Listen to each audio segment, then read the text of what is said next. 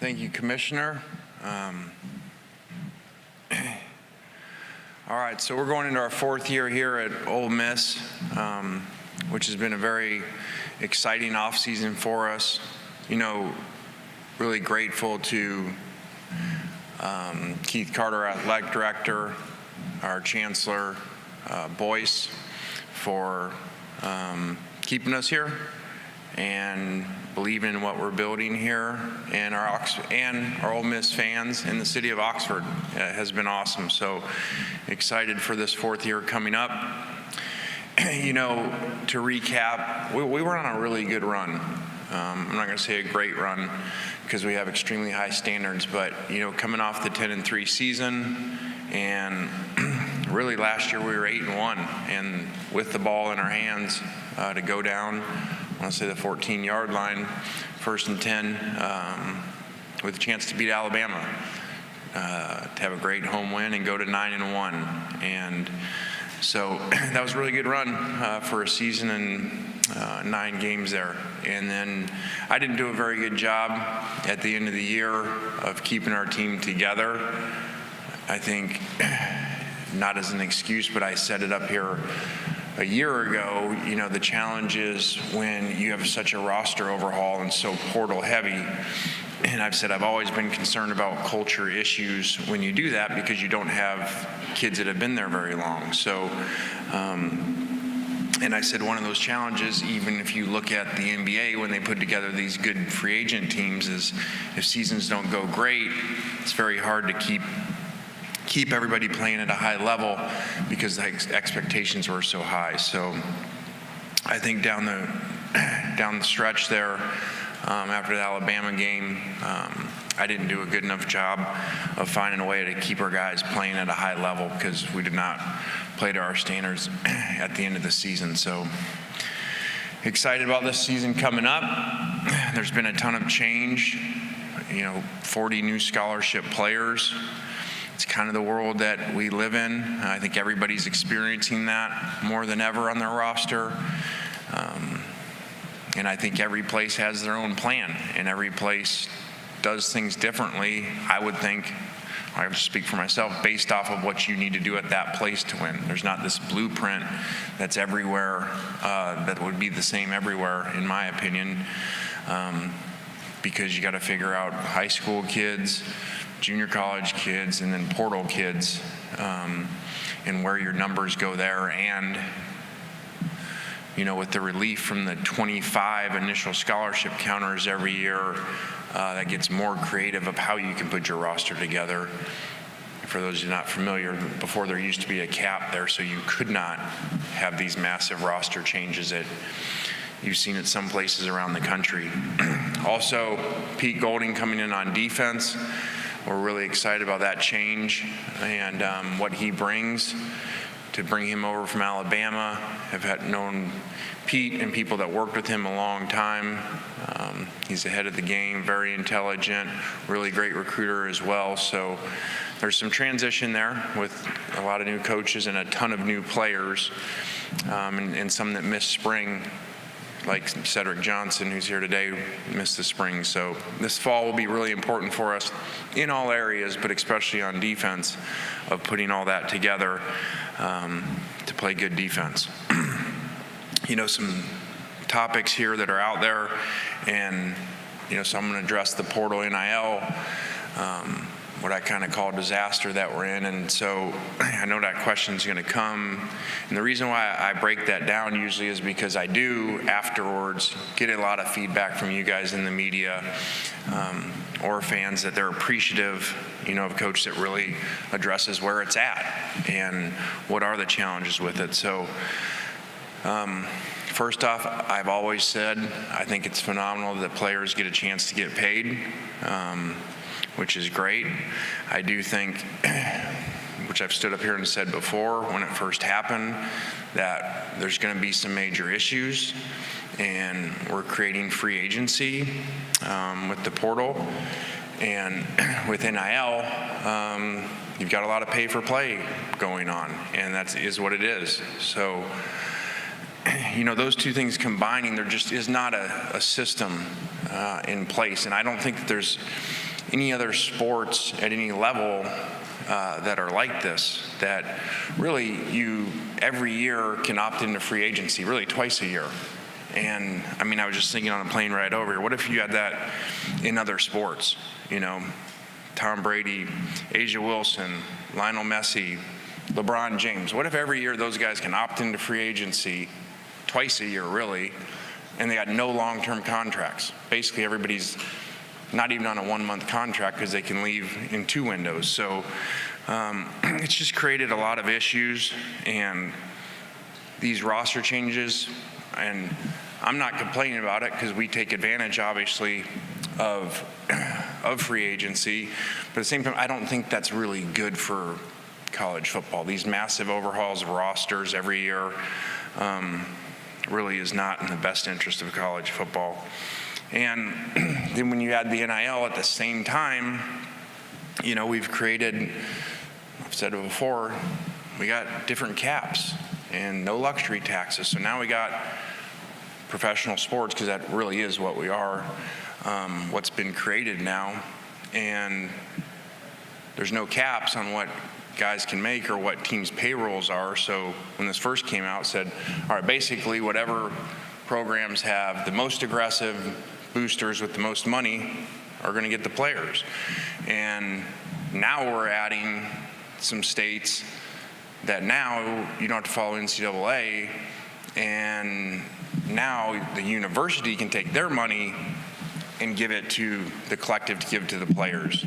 So now we really have pay for play, that the biggest schools with the most donors, most aggressive, and the school wants to spend the most money paying the players for play to come to their school is where we're at. So there's kind of your State of the Union on the situation of what all coaches are dealing with around the country. And really a poor system that isn't getting better now is going to get worse with this, because again, now we just look at recruiting rankings and you're going to see that they usually are going to follow this, you know, donor base and what schools are going to decide to give the most money to the players. So it is what it is. We'll deal with it like we do with everything else, but somehow it's got to get fixed because there's no system around it. So, you know, we did a really neat thing this off season with mental health training for our staff. Myself, our coach's staff, everyone in our building went through a class. And I know at first people may think, okay, well, that's a good recruiting tool that you can say, hey, which I didn't even know at the time, we're the first staff to do this, you know, that's trained in mental health. And be able to say that to parents in recruiting. That was not the motive at all. It really, when I talk about, you know, creating a new box, not just thinking outside the box, and we do that in analytics, we do that in all areas, I feel like, in our program. We don't ever do anything because it's in that old book of how to coach and how to do things. In this mental health area, it really was not in that old school coaching book at all. You know, it was just, hey, shut up and go practice and play, especially in the sport of football. So just over the years of going through so many mental health issues with our players and coaches, and not having tools and not having a really good system in place, besides just sending them, you know, across campus, you know, to a mental health specialist. So I was excited to do that, and just excited for the education with that and the ability to see things and help our players is really neat, because they just go through so much. Players always have, but now because of the social media and every play, everywhere, everybody's seen every play, our players go through a lot. I mean, I remember they're kids, and they read all those things when fans or media say this play and they lost the game, and it's really challenging when you talk to the kids about how much that wears on them, as well as all the other issues they have to deal with. So that was pretty neat. And with that, I'll open up for questions. Thank you, Coach. Go ahead and take questions. Go ahead and start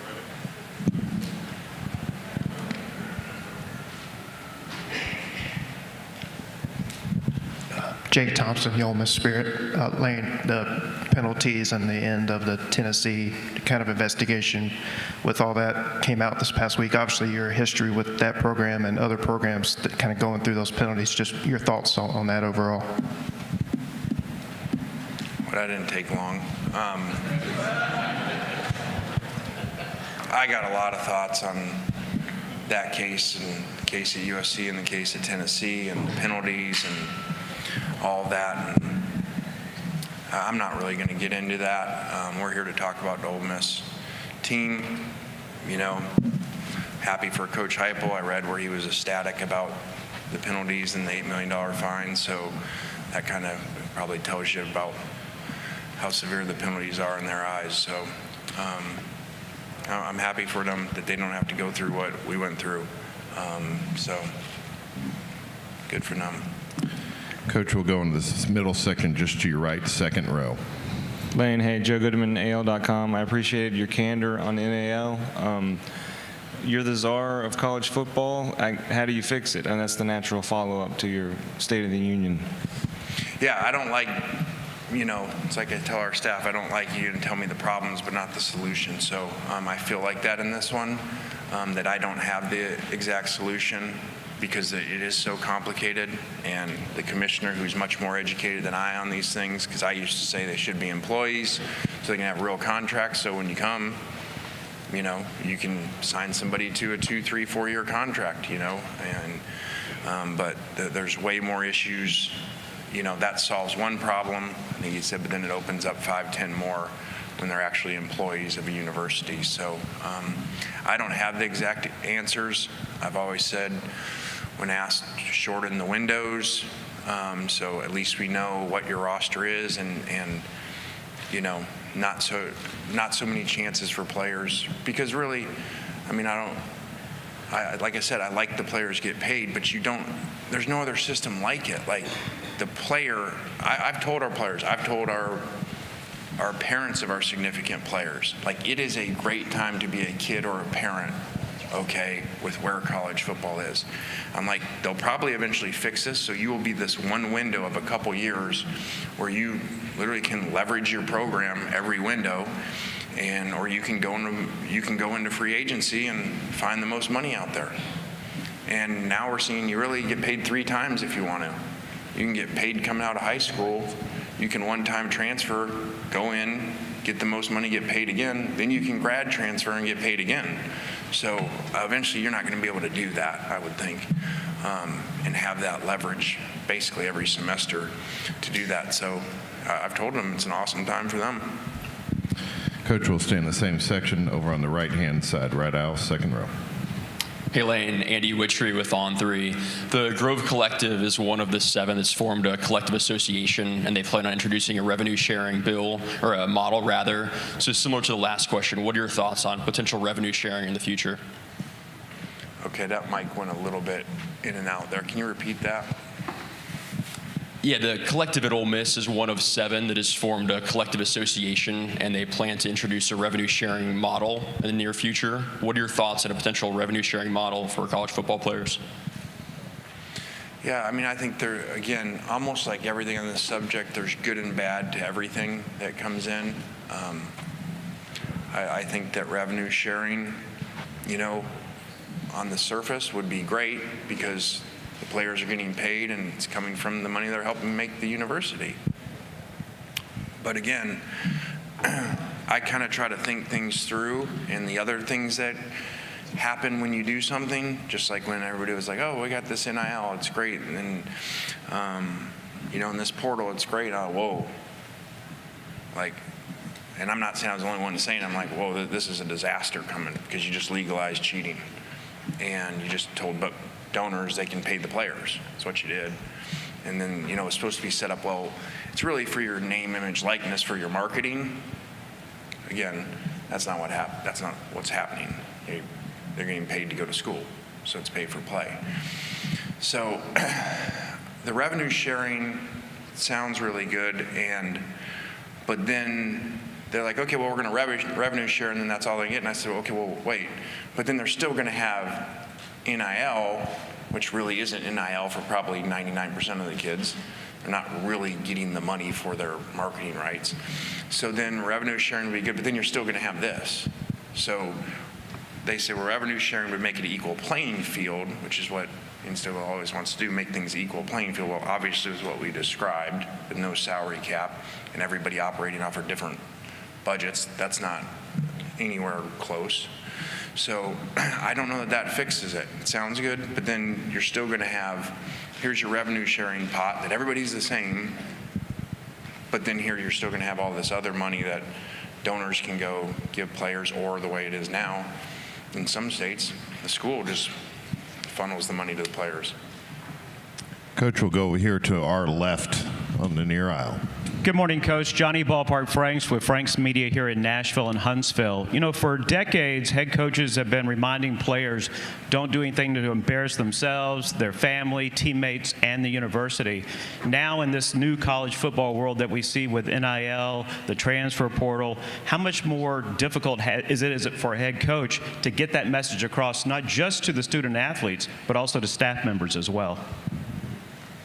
Well, I think that's always challenging. I think the challenge now is everything they do is public, you know, so anything they do that maybe years ago, because the cell phone videos and everything, you know, didn't get out there, that basically you've got to figure that someone's watching in everything you do all the time. So it is more challenging for these guys. That is a great thing. You know, one of the few things that are great about cell phones is that, actually, because now the players are held more accountable in everything that they do. So in that way, it's gotten easier. Coach will go straight in front of you, fourth row. Hey, Coach, Anwar Richardson from OrangeBloods.com. Coach, you and Steve Sarkisian are obviously really good friends. I want to see if you can tell me maybe how that friendship formed, if you have any good Lane Kiffin stories about that friendship, and, of course, your thoughts on Texas joining the SEC. Well, it's Texas, Oklahoma. I'll go backwards there. Texas, Oklahoma coming in is amazing. I mean, I already look at our schedule, or like when they put out the one for 2024, and I actually joked to Steve Sarkisian yesterday about the scheduling, and I was like, well, I don't know why any coach would want to go to the NFL. Like, we're in it now. So, I mean, our schedule's like playing the NFL in the SEC now, especially adding those two. So, you know, hats off to the commissioner for getting that done and making the super conference of all time. And really, the way it's set up, it's really like it's kind of everybody else and then that. You know, when you put together the competitiveness of the schedule compared to any other conference. I've had a great relationship with Sark. I've kind of said before, we kind of both grew up fast by being the USC experience and being part of Coach Carroll's staff and all the great players there. And, you know, I think 34 straight wins, and if we can tackle Vince Young, you know, 3 straight national championships. So that was really cool to go through that with him. And then we've just always stayed close. I think he's doing awesome there. And, you know, the way he's flipped the roster and recruiting at such a high level and signing Arch, I think the future is extremely bright for Texas football. Coach will go to this middle section to our right on the front row on the right aisle. Coach Dan Harrelson, Vollswire. Brian Kelly mentioned this week about artificial intelligence having intriguing opportunities in recruiting in the future. What is your opinion on that? And really just not recruiting, like you said, the transfer portal to keep forming a roster each offseason to find the best players that matches what you want to look for on the recruiting trail and in the portal. Well, I'm the first to say up here, like, when I know a lot about an area, I'm going to answer. If I don't, I don't. So the artificial intelligence and using that in recruiting, I don't know about all that. So I can give you coach speak and pretend that I do. But the other part, what was the other part about? Just to form a roster based off the model of a player that you're actually looking for. Yeah, so the challenge on the roster is because of the different windows that you don't know what you have, you don't know what you're losing. You know, I mean, think about it this way. I mean, imagine in professional sports, really I'm going to give you another window because grad transfers can still leave. They can leave in training camp. So imagine like in professional sports, which again we are, so as far as it is with players, that you're coaching a player in camp and then they go, you know what, I don't like the way you're coaching me. I've graduated, so I'm going to go. I'm going to go play for another team. You know, and teams know that. I mean, people pre-portal, and you know, they know who's going in, they know who's graduated, so you're really dealing with that too, and that messes kids up. I say, like, it's really challenging for a kid. He's working out with his team in the off season, but then other schools are calling him about going there and him being fully invested when, hey, the strength coach yells at me, or I don't like this, where I am on the depth chart, and I can leave. You know, that's not really a good setup, and there's a reason. I feel like in college sports, we usually always look at professional sports as like, okay, let's learn. They're usually ahead of us, you know, when it comes to systems and rules of the play, you know, on game day. So we usually copy them, and in this situation, it's like they have this model that works about free agency windows, about long-term contracts. Again, like I said, look at all those great players. They just leave at any time during training camp. And for whatever reason, our model is not at all near theirs. So it's very difficult. And you got dynamics in locker rooms too. Again, these players talk, they know what players get paid, and then you got dynamics around the country. Well, wait, I've been here. I've made these plays, and that guy just got here, and he's going to make more money than me. So, again, not a good setup. Coach, we'll go right in front of you, third row. Kirk. Kirk Bowles from the Austin American-Statesman. You mentioned boosters, and the most aggressive and richest boosters will get the players. Where does Ole Miss boosters rank, relatively speaking, in the SEC? And could you name 2 or 3 of your most impactful transfers you got? Well, I'm not about to start putting rankings out on boosters from top to bottom in the conference. God, I want to so bad, though.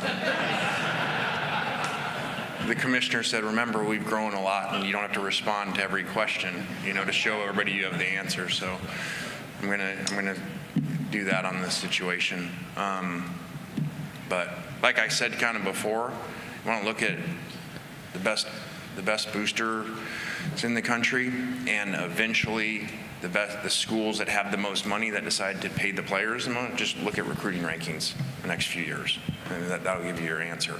Because again, it is what it is, guys, and you can't fault them. You had 18-year-old kids deciding where to go. The number one thing they decide on is money, their salary. I mean, I think you guys would have done that when you're 18. So, I mean, you can't fault them. That's why you see some kids going, why is that kid going way over there? Well, he's going there because he's making more money. So you can't fault them for that. That's the setup that they're in. We have so many transfers coming in at so many different spots. It would be hard to single guys out. So it just is what it is nowadays. I mean, we look out there, and there's times that, you know, we joke and we like pause the film and go like, okay, well, there's, you know, we're like still learning names, but we know schools. We're like, well, there's a receiver from that school, there's a tight end from that, there's a receiver from that, the quarterbacks, USC, you know, the running backs, SMU, like, and you end up going like, wait, our whole skill roster was from some other school, like we're an NFL team, like we drafted them from somewhere. And we have time for 2 quick ones. We'll start over here on the right, front row. Yep, there you go. Evelyn Van Pelt with the Rebel Walk. You talked about it just a minute ago with the NIL and the locker room. How do you handle any kind of potential dissension? Because you're right, the players do know he makes this much and I make this much.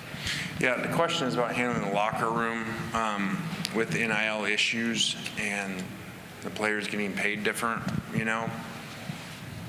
And I try to teach our guys like real life. And, you know, we say like pro mindset, like we have a pro mindset about how we run the program with guys and our expectations. So I get it, because they come in complaining. I've been here, I transferred here, and now this guy, we hear this guy's going to make more money than me. And I said, you know what? I'm not saying it's fair, but get ready. That's life. That's going to happen. You're going to be in the NFL locker room, and you signed a contract, and this new guy, or you got drafted in the 4th round, and this new guy coming in, you're playing ahead of him, and he makes more money than you. And sorry to say, you want the real truth? Like I give them, it depends when you went in. Guys make more now than when they went in the portal a year or two ago. And then they used up their one-time transfer. So I'm like, hey, I'm just teaching you how life works. Like, it is what it is. You used your window. You don't have the leverage now to go in, until you graduate, because you can't go in a second time. So there's the truth of what really happens. But I teach them, hey, you basically signed a contract, even though you don't have a real contract. Like, you're here to play. You accepted whatever the terms are that you and the collective did. So go play and then figure it out after the season. My dad used to say that to coaches in his first meeting of the year. Hey guys, quit worrying about your contracts or whatever you sign, it is what it is. Let's get together, let's play really well, let's coach really well, and then worry about that in the off season. So that's what I tell them now. The best way you make more money is to play really well. Coach, we'll take one final question right in front of me, second row. Yes. Coach Kiffin, Drew DeArmond, WZZN Radio, Huntsville, Alabama. I remember vividly seeing a picture of you sitting in the stands at Pike Road High School watching Quinshon Judkins. You had TJ Yeldon, Derrick Henry, Josh Jacobs, Damian Harris. What did you see in Quinshon that you thought was special, and how much better can he get? Well, Quinshon is really special. Think about what he did as a freshman. To come in and have that workload. I think he led the SEC in carries and yards and touchdowns as a freshman. So, and like any freshman, you can get a lot better in year 2.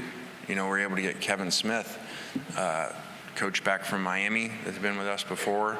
And so I think that that's really beneficial for him, to have him as someone that's also was a great college player, that's gone through all this hype and that comes with it, because that's his biggest challenge, is his footwork and his pass protection. Even though he's really mature and a great kid, guys, these kids are young, and now they're getting all that attention around the country. They're the best player, all the rat poison from your coach, and now they got money. So now it's kind of like, whoa, you talk about ego coming in.